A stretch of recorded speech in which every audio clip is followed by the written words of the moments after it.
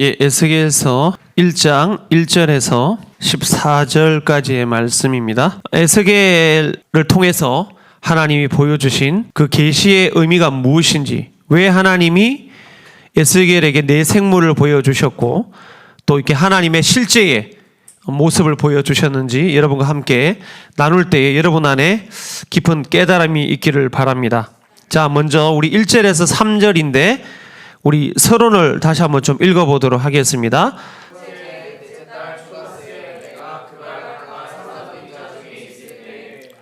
들리며 하나님의 모습이 내게 보이니 여호야긴 왕이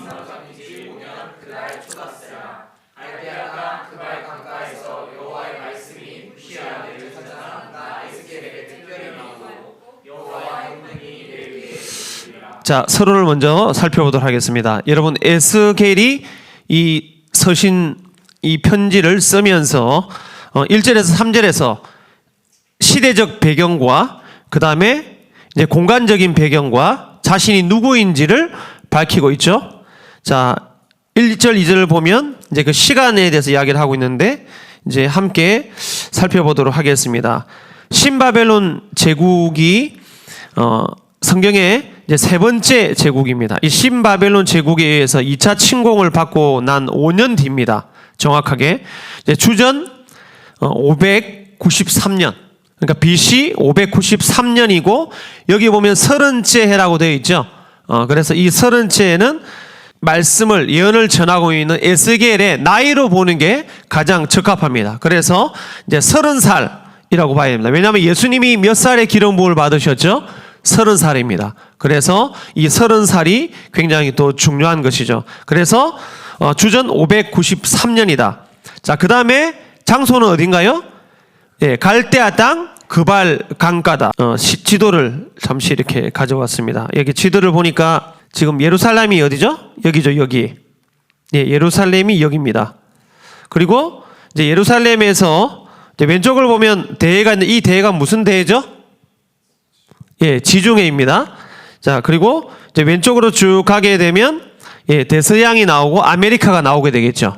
자, 그 정도로 여러분들이 반드시 숙지를 좀 해 주시길 바랍니다. 자, 오른쪽으로 쭉 가게 되면 쭉 이렇게 가게 되잖아요. 그러면 현재 여기 이라크가 있고 이란이 있고 여기 카스피 위쪽, 이쪽 흑해 위쪽에서 지금 러시아하고 우크라이나가 이렇게 있는 거예요. 우크라이나가 있고 그 위쪽에 러시아가 있게 됩니다. 그래서 예루살렘에서 여러분들이 북방으로 쭉 올라가면 사실 모스크바가 나옵니다. 러시아의 수도. 네, 그런 것들을 여러분들이 이해해야 북방이라든지 이런 의미들을 이해를 할 수가 있습니다. 그런데 페르시아만에서 보면 이렇게 아래쪽으로 이렇게 쭉 강이 하나 흐르죠. 이게 무슨 강인가요? 예, 유브라데스 강이죠. 그죠? 유프라데스 강입니다. 위로 이렇게 강이 지금, 강 그림은 그리지 않았는데, 선을, 티그리스 강이 이렇게 있습니다. 그죠? 그러면, 이제 이점에 바벨론이 이렇게 있습니다. 바벨론 보입니까? 요게 바벨론입니다.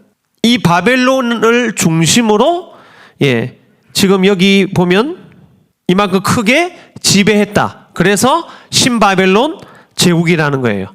여러분, 이런 공간적 배경을 알아야 됩니다. 그런데 이제 여기 보면 자, 요 바벨론에서 오른쪽에 보니까 제가 선 하나 해놨죠. 이쪽으로 예, 유프라데스 강에서 지류가 이렇게 하나 흐릅니다. 이게 그발 강이에요.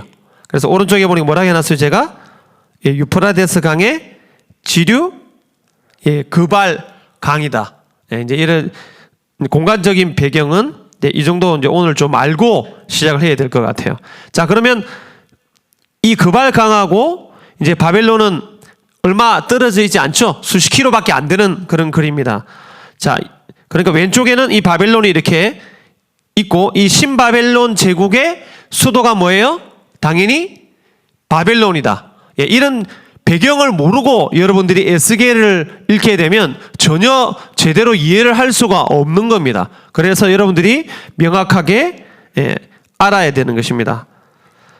자, 그 다음에 3절에 보니까 이 사람은 지금 출신이 어디입니까? 예, 제사장이죠. 예, 그래서 제사장 출신인데 에스겔입니다. 제사장은 레위 지파 중에서 어느 계열만 될 수 있다고 성경이 말하고 있습니까? 예, 아론 계열. 아론 계열에 자손들만 제사장이 되고 레위인들 중에서 가장 큰 권위를 갖고 있는 사람들입니다. 특히 성전에서 예배를 집도하는데 가장 큰 사역과 시간과 에너지를 쓰는 사람들이죠. 그러니까 이 제사장 출신의 에스겔이 선지자로 30살 때에 부르심을 받게 됩니다. 자, 하나님의 말씀에 불순종해서 유다 왕국이 완전히 무너지기 직전 시대에 하나님께서 유다 왕국을 구원하시기 위해서 선지자 에스겔에게 영적 세계 속에 일하시는 하나님의 이 활동과 천사들의 사역을 계시하는 전체적인 내용이 뭐라고요?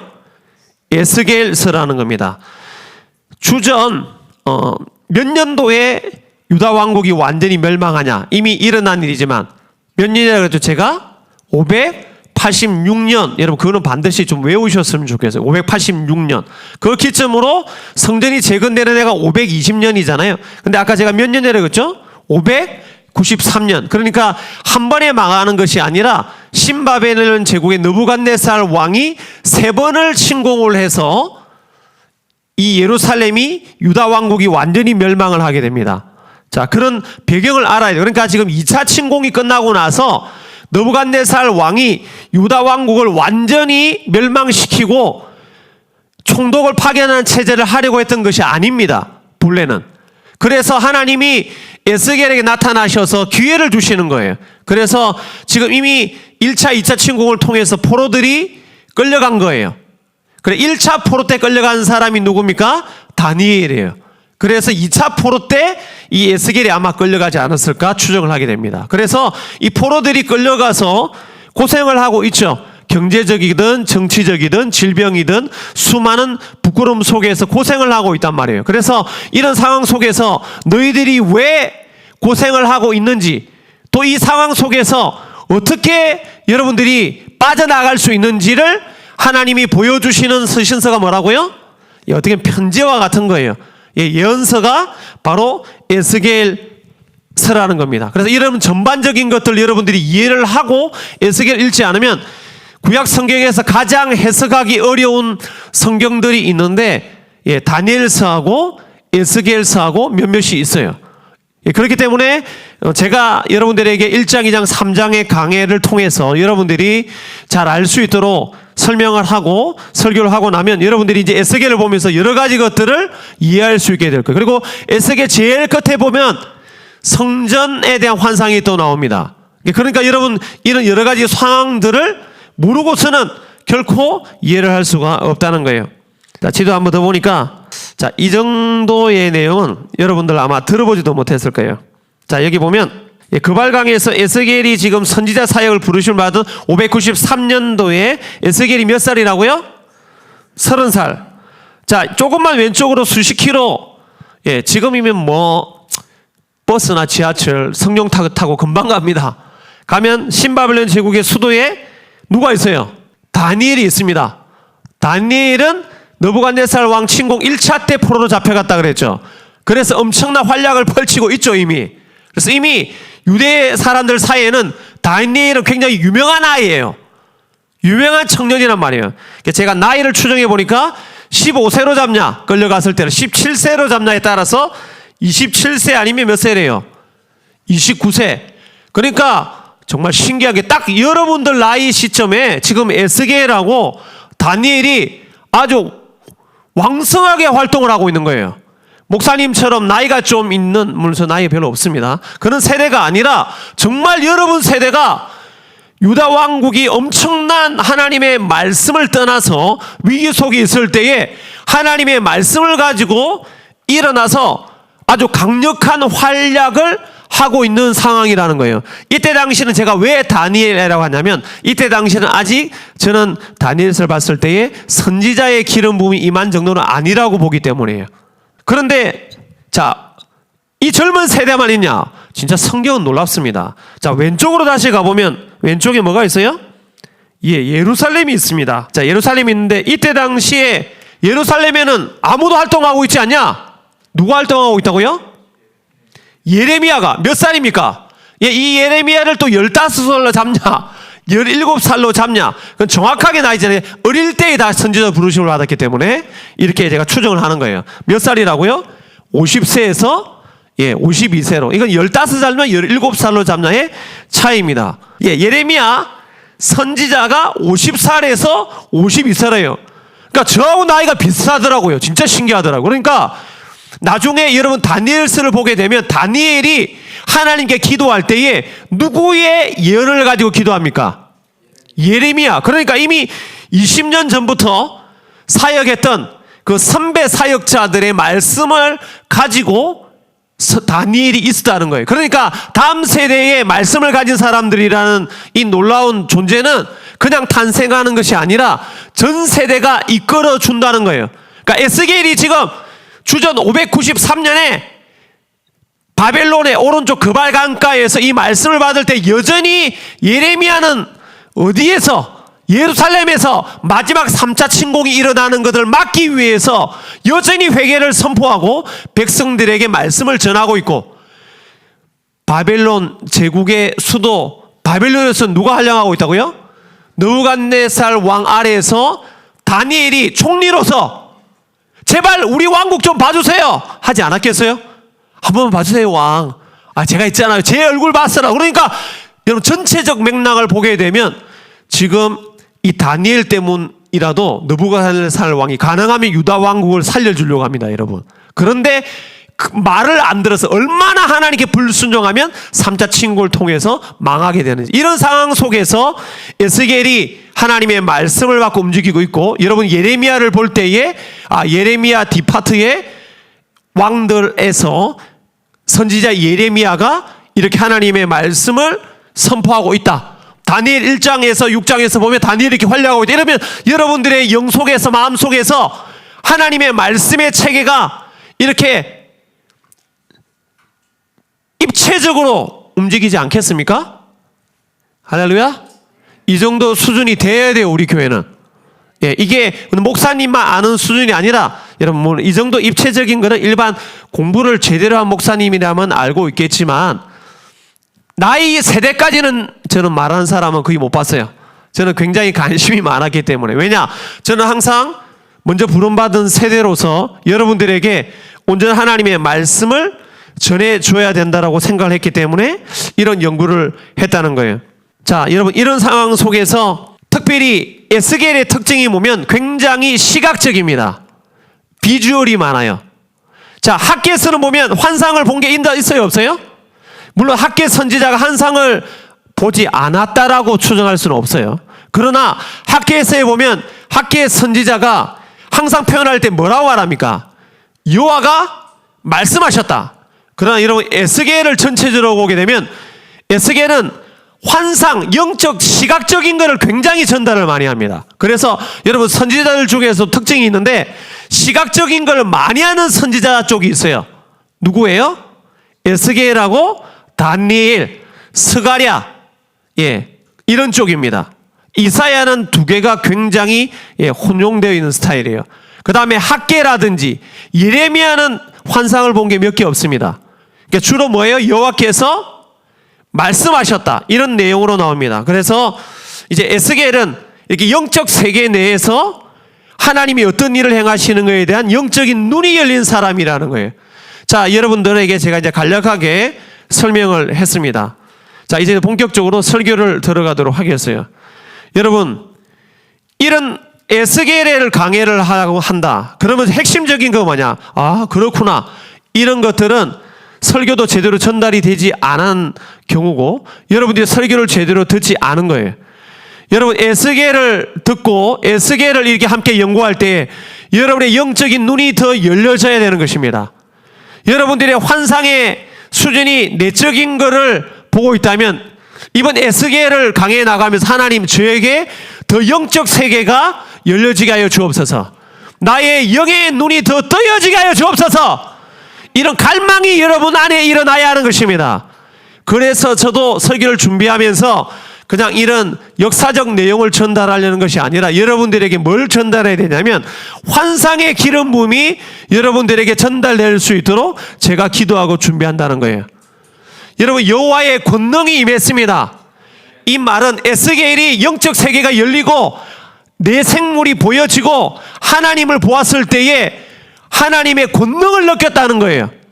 그래서 때로는 에스겔이 하나님의 권능이 세게 임하니까 서 있기가 힘들어서 주저앉기도 하는 거예요. 그럴 때 항상 하나님이 뭐라 그러세요? 일어나라, 이렇게 말씀하시는 겁니다.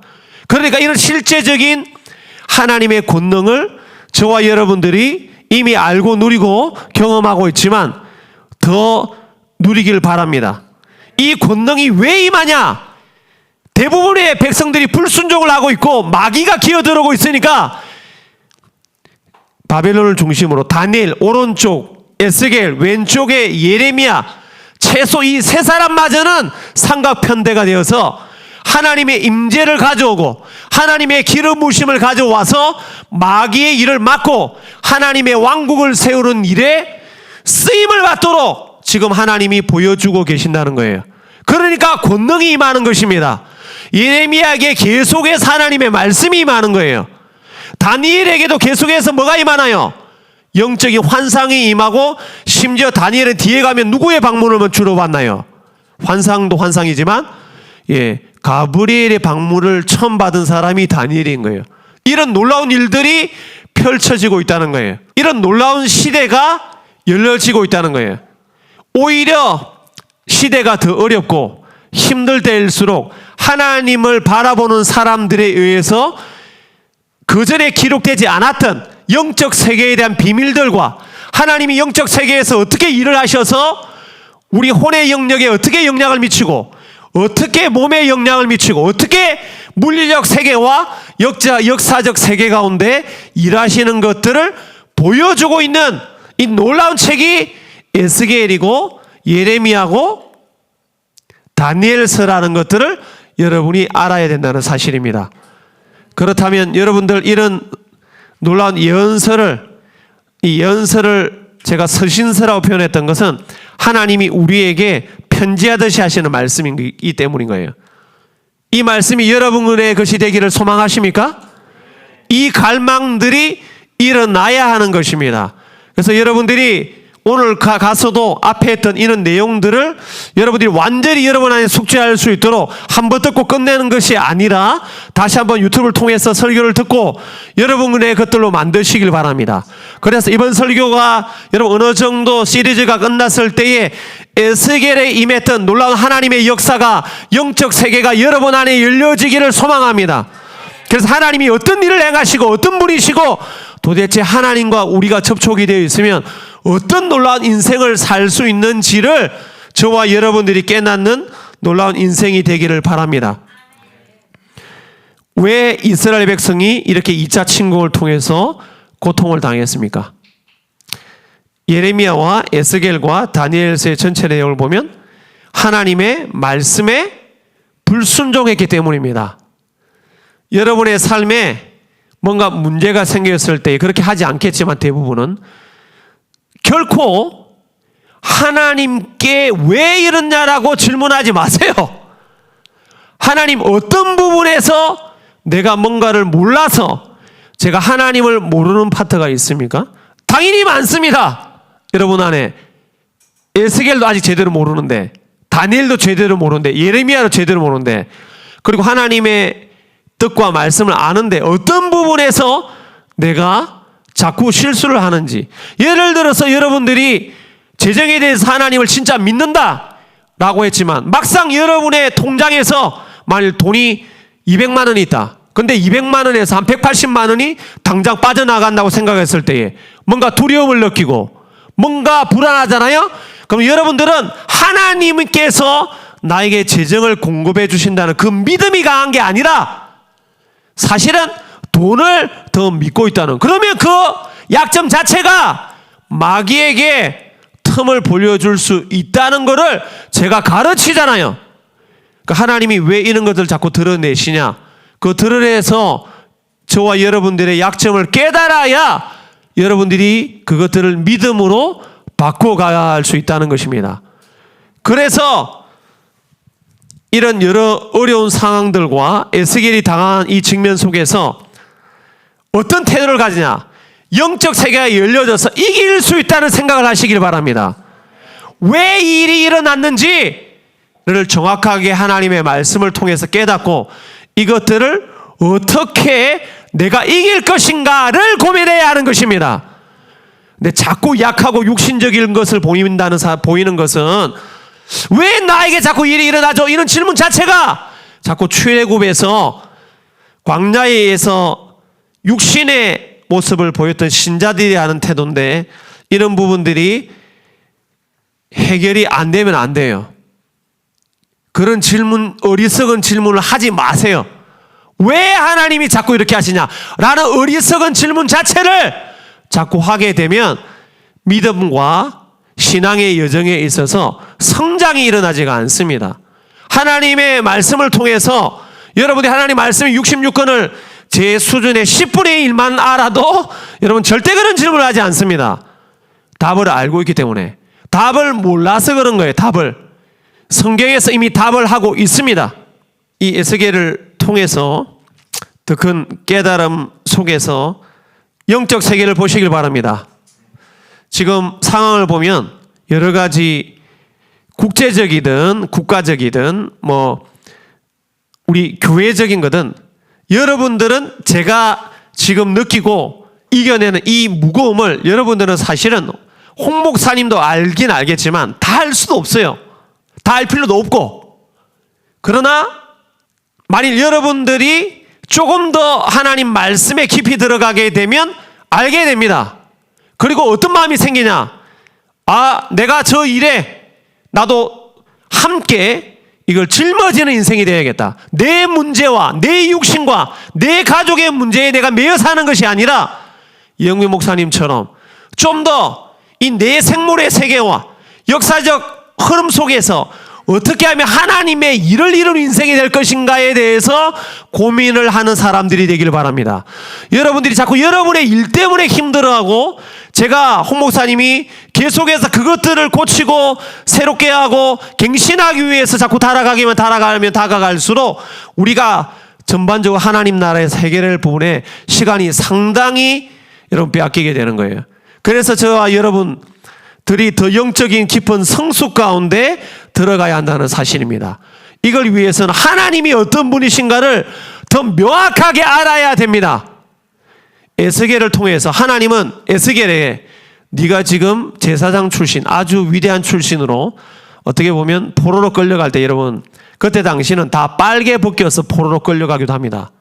그게 승리자의 어떤 영광으로 표현됐거든요. 아주 비참함을 당했어요. 아마 자살하고 싶은 마음 들었을 거예요. 그런데 그런 상황 속에서 하나님이 에스겔에 나타나셔서 네가 나를 보아야 된다라고 말씀하시는 거예요. 나를 보고 약해지지 말고 내 말과 내 권능을 가지는 사람이 되라 라고 말씀하시는 거예요. 그러면 여러분 에스겔이 몸은 그발강가에 있는데 나중에 뒤에 보시면 여러분들이 에스겔의 영이 몸을 빠져나가서 예루살렘으로도 갑니다. 영이 몸을 빠져나와서 영이 예수를 예루살렘에 가서 예루살렘에 있는 일을 보는 이런 놀라운 차원까지 경험한 사람이 누군가? 에스겔인 거예요. 이런 일들이 있습니다. 케네 목사님이 어떤 일이 있으냐? 이는 비싼 일을 경험 아주 많이 갖고 계세요. 케네 목사님이 결혼하시기 전에 이제 그 교회에 한 자매가 있었는데 겉으로 아주 신실해 보였다고 합니다. 그래서 많은 사람들이 케네 목사님한테 사목감입니다. 또 둘이 좀 잘해보세요. 이렇게 몰아가려는 분위기가 있었대요. 근데 주님께 기도하니까 이상하게 아니라는 생각이 들었는데 어느 날 기도를 딱 하는데 갑자기 케네 목사님의 몸에서 영이 딱 빠져나가서 어디인가 쑥 가는데 쑥 어느 공간을 가니까 갑자기 자동차 한 대가 보이대요. 자동차 안에 근처에 쓱 가보니까 그 교회에서 이제 사모로 소개해주는 그 자매가 이제 다른 남성과 함께 그 자동차 승용차 뒤에서 굉장히 진한 키스를 하고 있는, 예, 그 정도까지만 하겠습니다. 더 심한 내용이 있었는데 어쨌든 알아들으세요. 그걸 보고 이제 역시 성령께서 알려주셨다. 예, 성경을 모르는 사람은 에스겔에게 분명히 이런 일이 일어났는데 케네스 목사님 보고 사기꾼이다 이렇게 말하는 사람도 있더라고요. 여러분 더 놀라운 차원 안에 들어가야 됩니다. 그런 일들이 현재도 일어나고 있고, 케네 목사님은 이 내생물을 직접 보신 분이에요. 또 직접 3,000층으로 올라가서. 그러니까 여러분, 영적 세계가 더 열려져야 됩니다. 하나님의 권능이 여러분 굉장히 놀라운 차원으로 역사되고 있어요. 여러분들이 조금 환상을 보고 뭐 하나 한다고 생각을 해야 됩니다. 물론 여러분들이 다른 교회에 비해서는 어마어마한 차원의 지금 연애 차원이 있지만, 에스겔과 하나님이 주고자 하시는 차원에 있어서는 아직 우리가 걸어가야 될 길이 굉장히 여러분 많이 있다는 걸 생각을 해야 된답니다. 되셔야 되는 거예요. 아멘? 더 놀라운 차원으로 나아가는 저와 여러분이 되기를 바랍니다. 아까 저기서 기도할 때 성령께서 이 에스겔이 받았던 이 차원이 어떤 것인지 더 명확하게 말을 하라는 감동을 주셨기 때문에 제가 여러분과 함께 이 말씀을 계속 나누고 있는 것입니다. 에스겔을 좀 더 간략하게 소개를 해주겠습니다. 3장 12절 보겠습니다. 때에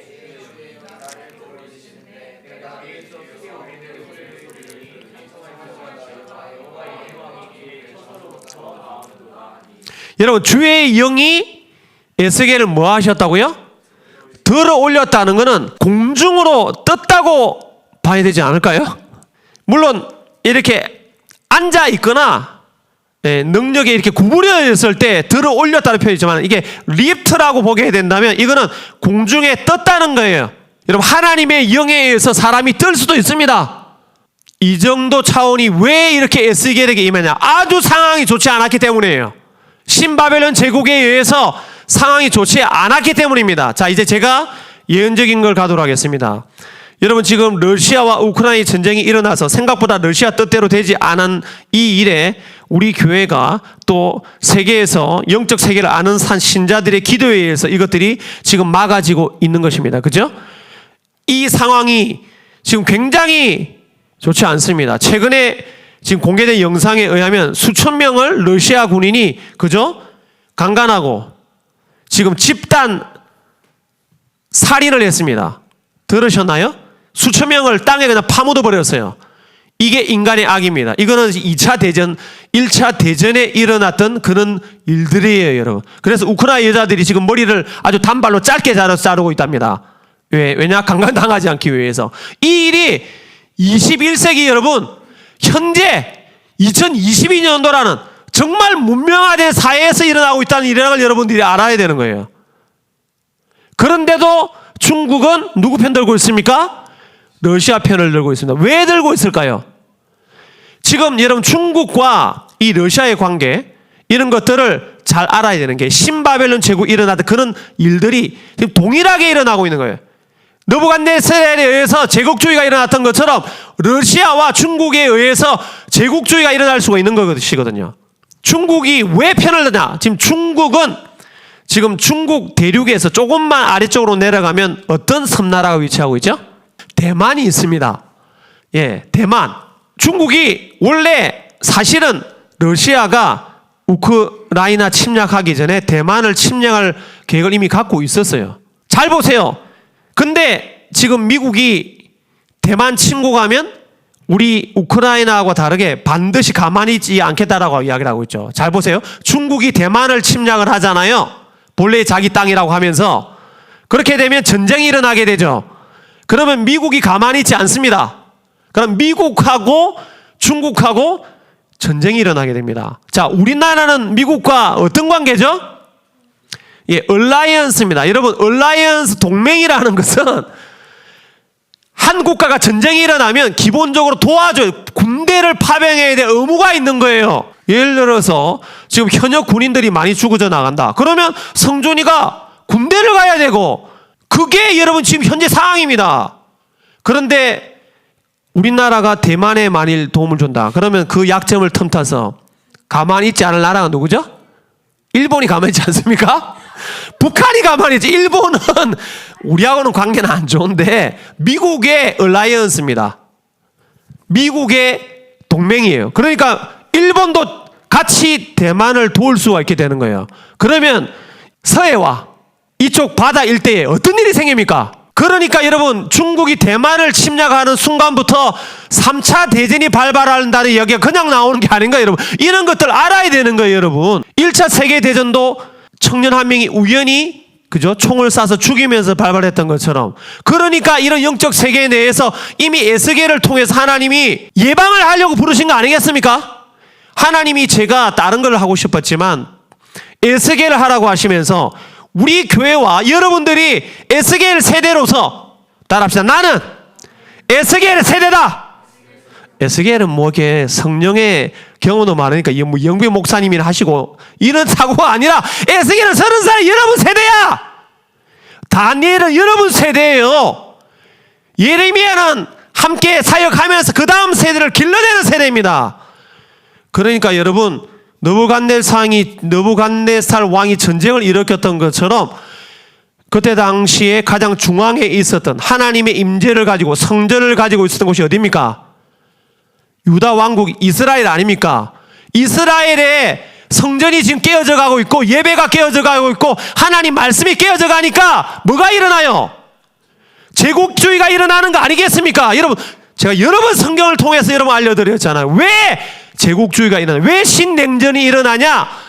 이런 마귀의 일을 제어할 수 있는 교회와 예배와 셀 모임과 하나님의 사람들이 부족하다는 거예요, 여러분. 이게 언제든지 나의 가정 안에 내 삶에 일어날 수 있다는 겁니다. 여러분 북한 쳐들어오면 지금 러시아 악한 이 쓰레기 같은 것들이 여성들을 강간한 것처럼 우리나라 여성들을 이렇게 할 수 있다. 그러니까 깨어 있어야 한다는 것입니다. 그런데 이런 메시지를 전하고 예레미야가 있었는데도 예루살렘의 여성들은 어디에 관심이냐? 예배에 전혀 관심이 없고 자기 옷 이쁘게 입는 거. 그래서 예레미야가 보면 살랑살랑거리면서 그런 짓 하고 있다. 이런 표현이 있는 거예요. 정신을 차려야 됩니다, 여러분.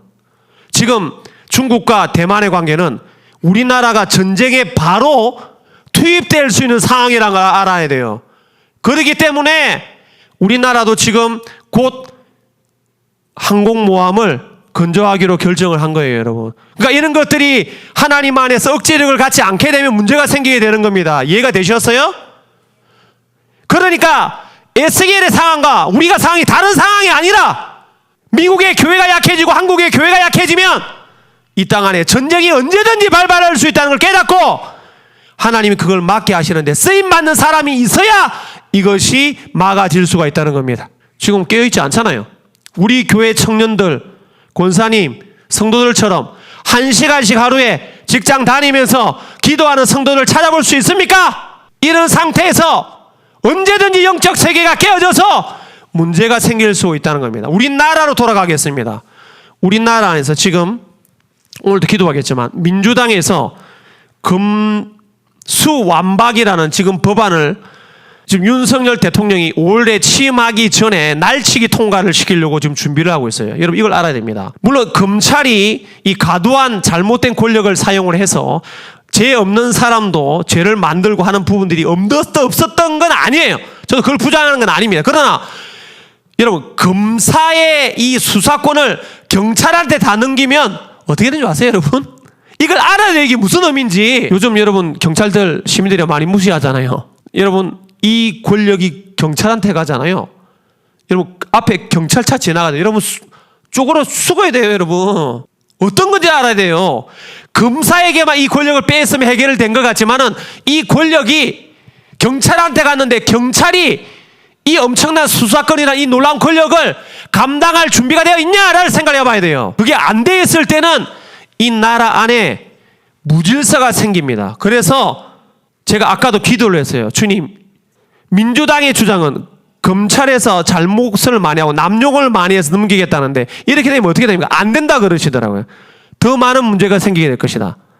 검찰에 문제가 없는 건 아니지만 그런 식으로 되게 되면 이 나라에 더 많은 문제가 생기고, 그러니까 한동훈 이 검사가 다시 회복된 거, 언론과의 정경 유착이라는 주장을 했지만 지금 무혐의가 됐잖아요. 그러니까 이 사람이 다시 수사하는 데 올라가게 되면 이 민주당의 비리를 향해 칼날을 하니까 이건 정당한 건데 그것마저 막으려고 하는 거예요. 그러니까 우리나라에서 영적으로 또 정치적으로 뭔가를 보지 못하는 사람들이 굉장히 많이 있구나.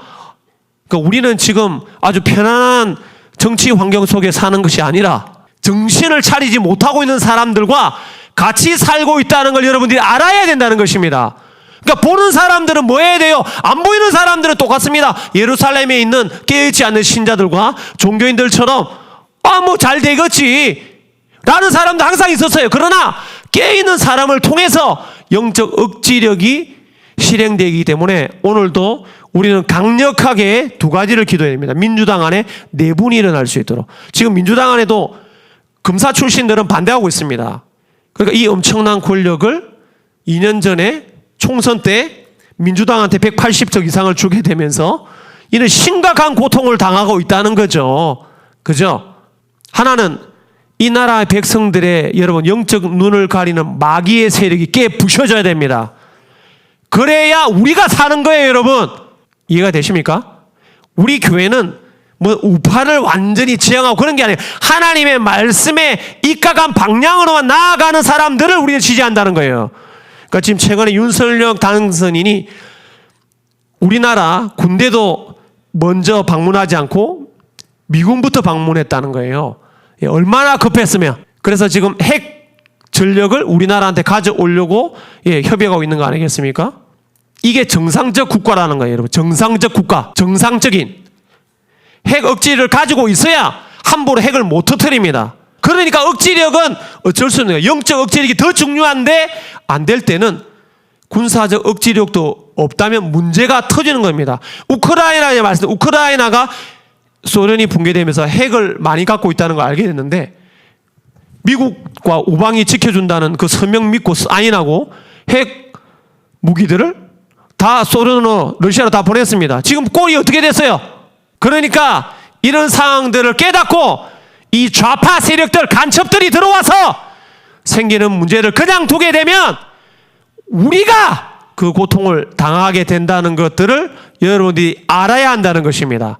자, 오늘 목사님이 지금 이 에스겔의 상황과 신바벨론 제국의 제국주의의 상황과 지금 러시아와 중국과 이 제국주의의 상황과 우리나라 안에 있는 이 제국주의를 따르려는 좌파들과 세뇌당한 이 인간들을 제가 이야기했다는 거예요.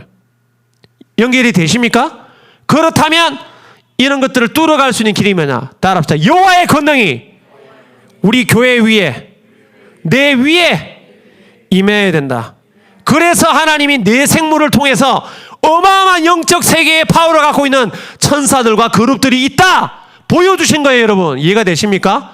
이런 상황이지만 센 천사들이 있다. 너희들이 올바로 예배하고 기도한다면 이길 수 있다는 것을 에스겔에게 보여주시기 위해서 이런 놀라운 것들을 보여주신다는 거예요.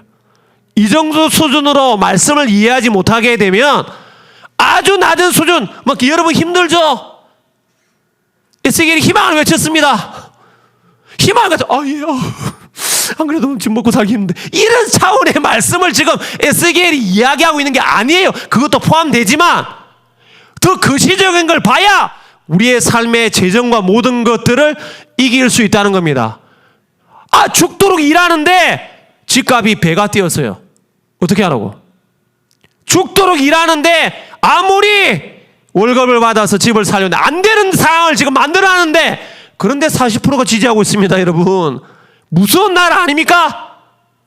그런데 감사하게 하나님이 일하셔서 깨어있는 자들의 기도를 통해서 그래도 윤석열 당선인이 지금 되어서 그나마 방향을 바로 가려고 지금 잡아가고 있는 거예요. 이 상황에서 싸움이 끝난 게 아닙니다. 이번 6월 달에 있을 지방선거와 2년 뒤에 있을 총선을 통해서 민주당 국회의원 세력들을 완전히 갈아엎지 않는 이상 이 나라는 아직도 아주 위태한 상황 속에 있다는. 그러니까 이영규 목사님이 이 설교만 준비하면 쉬운데 그런데 이걸 아는 사람이 그 위치를 잡고, 여러분 오늘 하려고 했지만 생물들의 다리가 곧고, 그죠? 소화 같다는 게 뭘까요? 자기 위치를 딱 잡고 절대 안 움직인다는 거예요, 여러분. 내 생물이 곧은 발로 섰던 것처럼 자기 위치를 딱 지키고 우리는 우리의 영적인 권능을 행사해야 한다는 사실인 것입니다.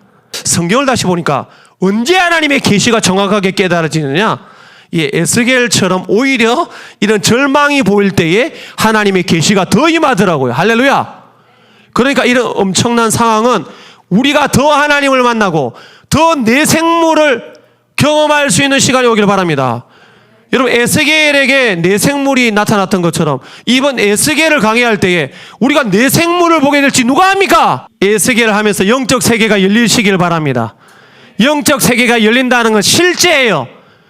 이 실제가 우리의 혼과 우리의 몸과 우리의 환경과 우리의 국가와 이 세계를 움직이는 실제라는 사실을 여러분 깨달으시길 바랍니다. 그리고 이 실제적 권능을 사용하시길 바랍니다.